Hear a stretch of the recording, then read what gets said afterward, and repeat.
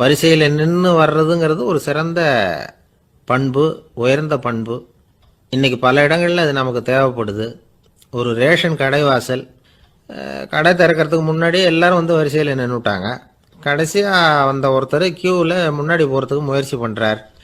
ஏற்கனவே நின்றுட்டு இருக்கிறவங்க அவரை முன்னாடி போகிறதுக்கு விட மாட்டேங்கிறாங்க. கடைசியாக போய் நில்லையா அப்படின்னு எல்லோரும் கத்துறாங்க. அது அவர் காதில் வாங்கலை. முண்டி அடிச்சுக்கிட்டு முன்னாடி போகிறதுக்கே முயற்சி பண்ணிகிட்டு இருக்கிறார். எல்லாரும் சேர்ந்து அவரை வலுக்கட்டாயமாக இழுத்து கொண்டாந்து பின்னாடி கொண்டு போய் நிறுத்திவிட்டு சொன்னாங்க, இதை பாருப்பா, நாங்கள் இருக்கிற வரைக்கும் நீங்கள் முன்னாடி போய் எதையும் வாங்க முடியாது, தெரிஞ்சுக்கோ அப்படின்னாங்க. இப்போ அந்த ஆள் சொன்னாராம், நான் இங்கே பின்னாடி நிற்கிற வரைக்கும் நீங்களும் எதுவும் வாங்க முடியாது அப்படின்னாராம். ஏன்னு கேட்டிருக்கிறாங்க.